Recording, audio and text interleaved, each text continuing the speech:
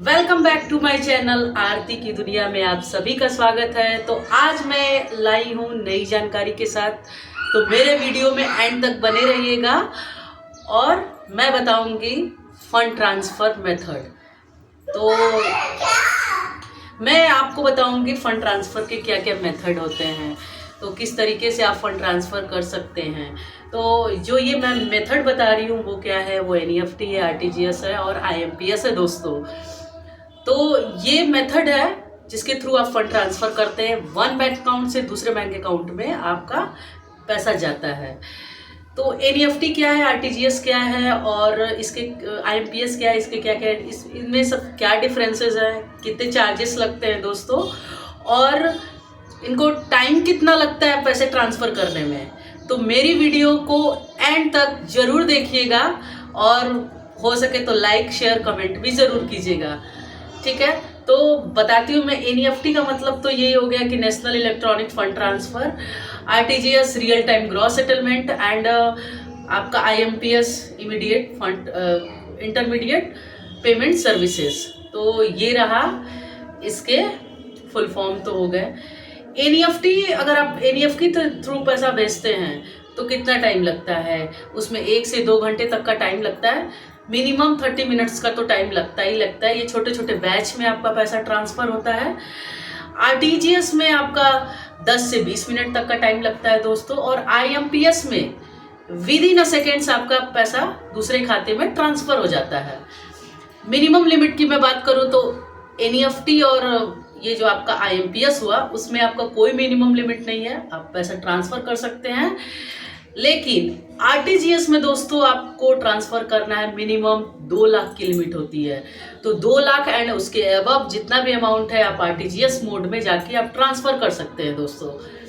Charges की बात करते हैं दोस्तों, तो चार्जेस की बात NEFT और RTGS में तो आपके कोई चार्जेस तो नहीं लगते, बैंक टू बैंक डिपेंड करता है कि आपका वो कितना चार्जेस डिडक्ट कर रही है। यहाँ पे मैं ये डिस्क्राइब नहीं कर रही हूँ क्योंकि सारे बैंकों का अलग अलग चार्जेस है, उनके खाते के अकॉर्डिंग जो आप करंट सेविंग्स अकाउंट लेते हैं उसमें कितना कितना उनको परसेंटेज चार्जेस का क्या वेवर देते हैं, तो उसके अकॉर्डिंग है दोस्तों। IMPS में तो आपको चार्जेस देने ही देने हैं, वो आपको चार्जेस पेमेंट करने ही होते हैं। तो ये रहा तीनों जो पेमेंट मेथड है जिसके थ्रू आप फंड ट्रांसफ़र करते हैं, तो इनके रहे ये चार्जेस और कितना टाइम लगता है दोस्तों। एक चीज़ और मैं बताऊंगी, RTGS और NEFT जब जिसके थ्रू आप ब्रांच में जाते हैं तो चेक के थ्रू आप फंड ट्रांसफ़र कर लिया दोस्तों आपने, और जब आप दूसरे पार्टी को पेमेंट कर रहे हैं तो आपको तो एक बैंक UTR नंबर देता है, यूनिक ट्रांजैक्शन रेफरेंस नंबर होता है दोस्तों, जिसके थ्रू आप अगर जैसे दूसरी पार्टी जिस पार्टी को आपने पैसा भेजा है उसने आपको फ़ोन किया कि मुझे पैसा रिसीव नहीं हुआ, तो UTR के थ्रू आप पैसा चेक कर सकते हैं कि उसके खाते में पहुंचा कि नहीं पहुंचा दोस्तों।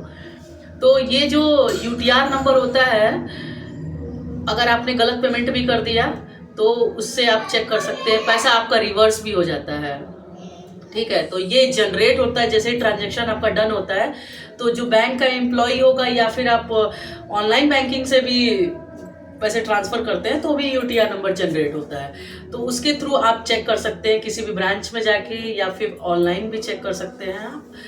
तो ये तीनों पेमेंट मेथड है जिसके थ्रू आप पैसे ट्रांसफ़र करते हैं। ये रहा तो आपका ट्रांसफ़र का जो मैंने आपको बता दिया, लिमिट तो मैंने आपको बता ही दिया दोस्तों। तो मेरी वीडियो से आपको जानकारी मिली हो, आपको अगर ब्रांच में जाते हैं कोई कठिनाई होती हो, आपको पैसे ट्रांसफ़र करने में कोई दिक्कत आती हो, तो ये जो मैंने बताए हैं तरीके आसानी है कि आपको कितने पैसे ट्रांसफ़र करने हैं, किसके थ्रू ट्रांसफ़र करने हैं, तो आसानी रहेगा। अभी मैं ये बता रही हूँ कि NEFT जो है ना, जैसे मैं क्या चूज़ कर सकते हैं ये भी मैं आपको बता दूँ, आसानी रहेगा। अगर आपको छोटे छोटे अमाउंट में पैसे ट्रांसफ़र करने हैं और आपके पास समय है तो आप NEFT को चूज़ कीजिए। 2 लाख से ऊपर के अमाउंट को आप आरटीजीएस मोड में ट्रांसफ़र कर सकते हैं। आईएमपीएस में दोस्तों तो आप इमीडिएट फंड ट्रांसफ़र कर सकते हैं, इसमें कोई लिमिट, इसमें कोई टाइम का वो बाउंडेशन नहीं है।